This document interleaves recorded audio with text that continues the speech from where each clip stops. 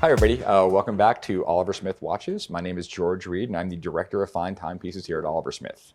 Today it is my great pleasure to be joined by Elizabeth Smith. Elizabeth Smith is the Director of the Panerai Boutique in Aspen, and she is going to take us through the new Panerai collection for 2021. So very exciting stuff.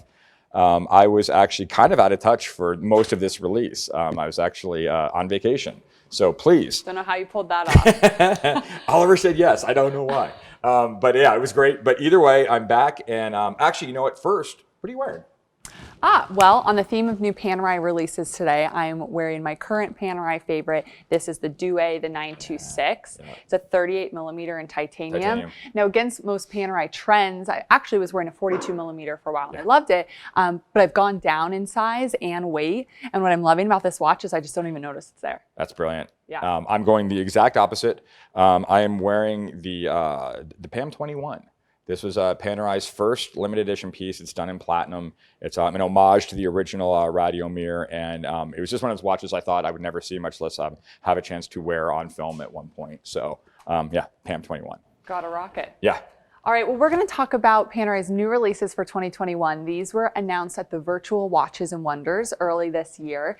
And this is the year of sustainability for Panerai. Yep. So for the last couple of years, they've picked a theme every year. Usually it's around a product line, but this is the first year it's more of a concept. Yeah. So year of sustainability, the slogan is "There is no planet B," which I think is pretty catchy. Yep. And they open the announcements with this ELAB-ID concept watch. So this watch is made out of 98% recycled materials, which is a big feat if you think about the movement, the hairspring, everything that goes into it. Like the sapphire crystal, like everything. Everything. Well, 98%. Yep. Do we know what the O2% is? Is it like a ruby bearing or something? Like that's so specific. Okay. I know we don't know that yet, but this piece was really, I think, just to represent what Panerai is hoping to get all their watches and the collection to. There's only 30 pieces. We've seen ELAB-IDs done before. They come with a 70-year warranty. We're really trying to represent what they're hoping to do in the next couple of years. They want to be here in 70 years. They want us all to be here in 70 years. It makes sense. Exactly. And what's also interesting about their year of sustainability is Panerai has about 10 or 12 partners they announce who they have joined in to help make this sustainable product, recycled material, and they're actually making all of this knowledge public. So other watch brands could also partner with these companies. So no secrets, nothing patented, everything's open source. Exactly. That's awesome. So really trying to help the industry and make a change. I love it. Yeah, still to be seen what exactly that looks like, but overall, a beautiful watch. And the watch is stunning to boot. I mean, all that's great, but you still have to make something that people want to buy and put on their wrist, and Panerai's always been really good at that. So they've got that part down. So we're going to run through a couple watches, not everything Panerai released, because they actually came out with a lot of new pieces for watches. It was a big release, yeah. I was kind of trying to get up to speed, and like, that's so good. Look at that. So I think one of the watches that got the most press and kind of hype through Watches and Wonders were the 44 millimeter Luminor is done in ESteel. Now, this looks like a Luminor we've seen before. It's super classic Panerai. They haven't changed a lot, but it's the material on this. It's done in recycled steel, and Panerai says this is just as efficient, just as tough as their regular steel models, for lack of a better word. We've got a blue dial, a gray dial, and a green dial. Green was the color of Watches and Wonders 2021. Absolutely.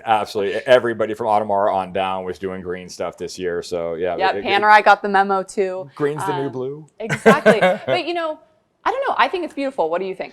Is that a kind of almost a graduation in the dial itself? Is there like a color shift through it? It is. So we're going from a lighter blue down to darker blue. I love it. Gradient. It's supposed to be like you're diving, looking up through the water, seeing the sun come through. So again, kind of playing into sustainability and just seeing little details. I really like the blue crown.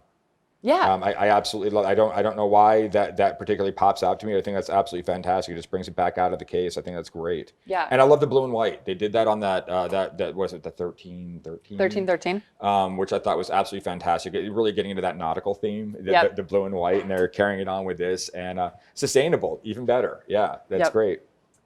Okay, next piece we wanted to touch on was the Monopulsante 8-day ceramic case blue dial. Panerai is known for their 8-day There's power a lot reserves. to unpack there. Yeah, It's a look lot at that. going on. Got the fang. But overall, I think my takeaway from this watch was it's just badass looking. Yeah. When you put a color with all black, it's popular. We've had a lot of questions about this watch, and it looks cool. And that's got that kind of vintagey domed crystal to it as well, correct? Correct. Yep. Yep. Yep. That 8-day goes back to World War II, kind of a vintage play. So I would imagine that was all tied in together. Yep. Love it. Love it.